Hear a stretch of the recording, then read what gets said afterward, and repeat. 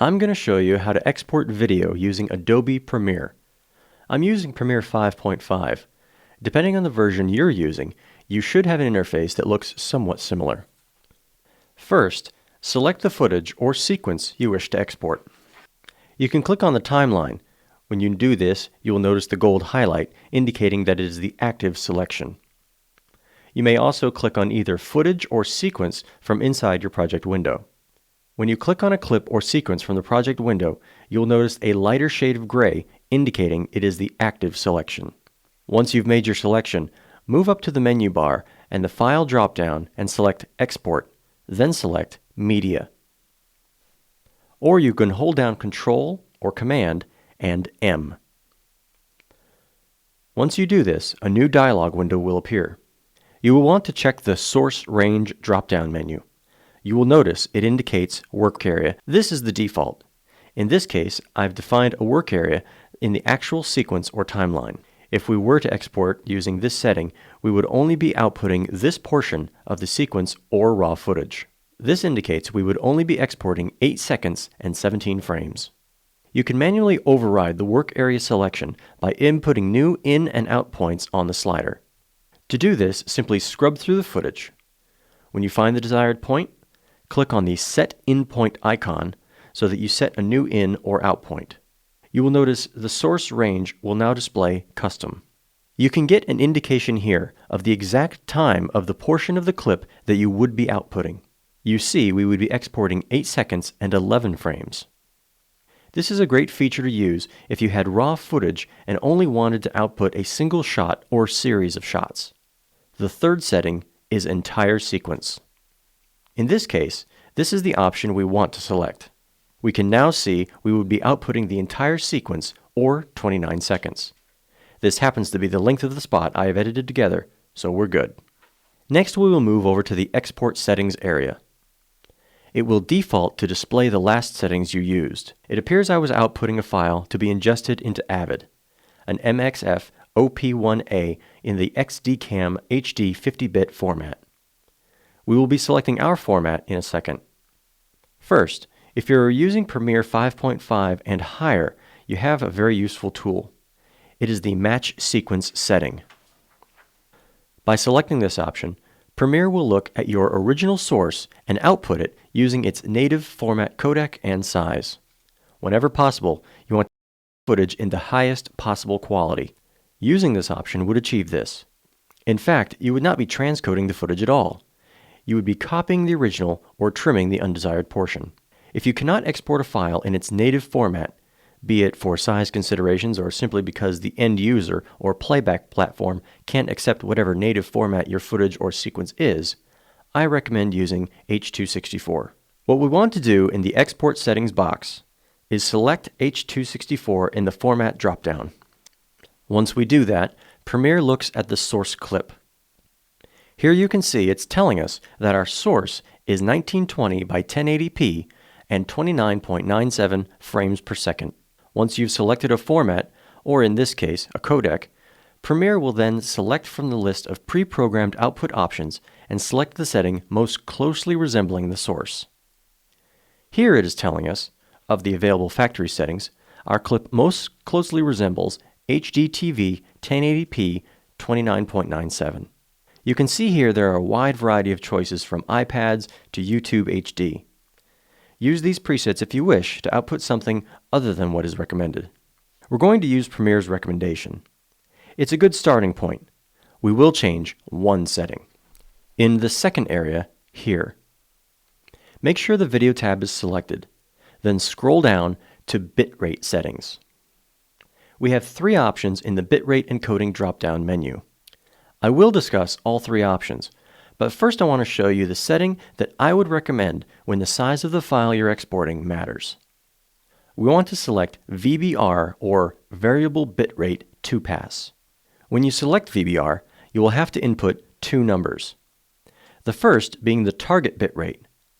Let's set that to 10 megabytes per second and a maximum 50 megabytes per second. These 2 parameters tell your encoding software to try and export a file that is 10 megabits per second. But if you need to, go ahead and use up to 50 megabytes. Using VBR, our transcoder will analyze the footage. During shots where there is not a lot of motion or rapid scene changes, it will transcode at 10 megabytes. However, in frames that do have a lot of motion, like a missile shoot or a hockey game, it will use a higher bitrate, with 50 megabytes per second being the ceiling. A 2-pass will play through the entire clip. The first time, only analyzing the clip. Then it makes a second pass, where the actual transcoding will occur. For this reason, a 2-pass encode will take twice as long as a VBR 1-pass or CBR. For a VBR 1-pass, you would still input the two parameters, a target and a maximum, but the analyzing and adjustment are made on the fly. A VBR 2-pass will normally result in a better looking file. We can always get an estimated file size down here. Using a VBR 2-pass with a target of 10 and a maximum of 50, our file would be 35 megabytes. If we were to output this file in its native format, it would have been a file that was slightly under 300 megabytes. We have reduced the file size by almost 10 times. That would certainly make transferring this file via FTP to DMA Navy or Chinfo via Lighthouse a lot more reasonable. If saving file size wasn't your concern, or if time was more important, you would want to use a CBR or constant bitrate. Using this option, you will only input one number and it will output a file using that parameter.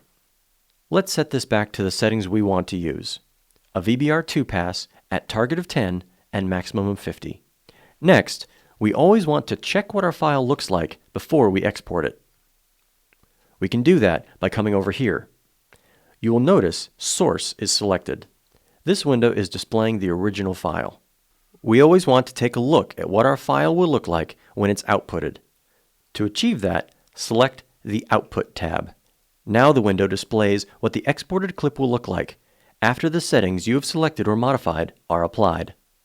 You will want to come down here and scroll or scrub through the footage.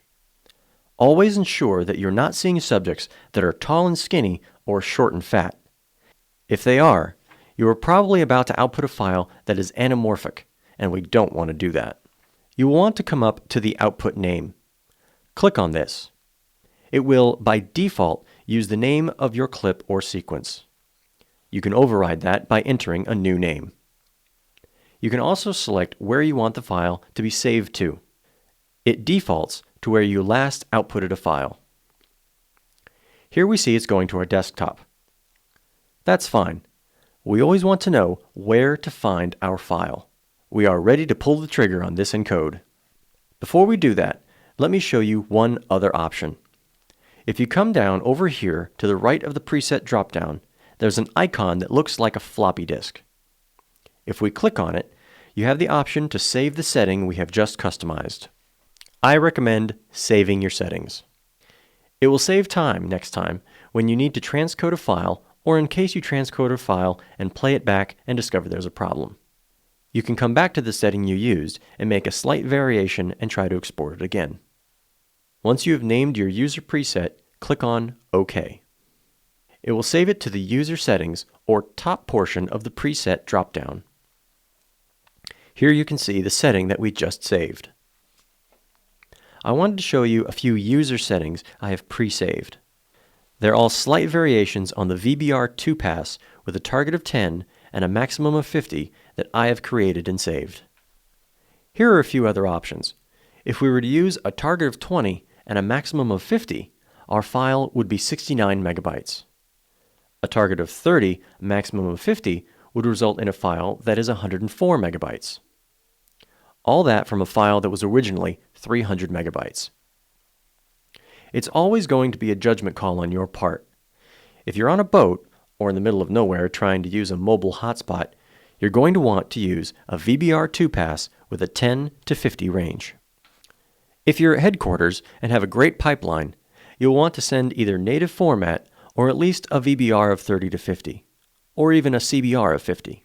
Let's set this back to the settings we want to use. A VBR 2-pass at target of 10 and maximum of 50. Let's pull the trigger on this export.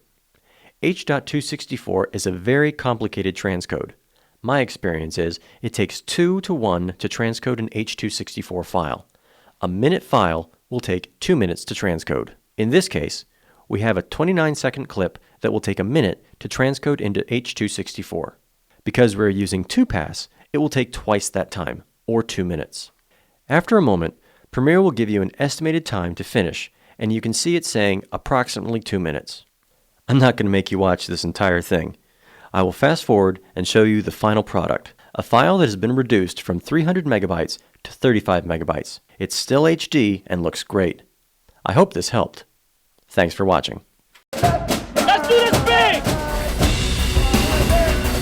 All Hands Magazine. It's back and better than ever. Filled with stories and information that matter to you. If you're motivated, this is where you need to be. I'm one of 2 of the master helmsmen on the ship, which is pretty cool because I could say that I drive around a multi-billion-dollar ship. Not many people can do that. Where you want it, when you want it. Check it out at www.ah.mil. For sailors, by sailors.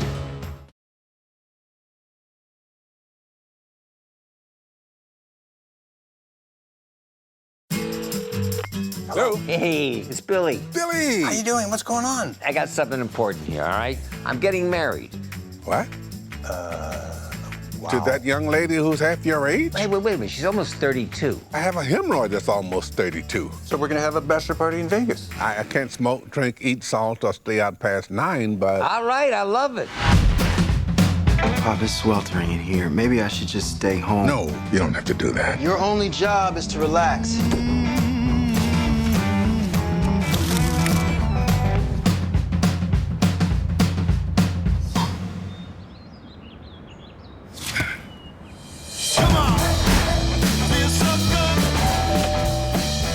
What the hell are you doing here? Billy is tying him up in Vegas. If you think I'm going to Vegas from that selfish bastard, you're dumber than that hat. Welcome to Las Vegas. Relax. It's not like you invented it. How many times I gotta say I'm sorry? You can't say it enough. Three words in a way. Hey, knock it off! I'm gonna go find some damn water and take all my damn pills. Then we're gonna get this damn party started. It's this man's bachelor party! You know who's supposed to be staying here this weekend? 50. P50? No, 50. There's people in there? 50 Cent. 50. Curtis Jackson, the rapper. Oh, yeah, from the Jackson 5. There are girls in every bar. I want all of you to get in trouble. Which one of you is Sam Harris?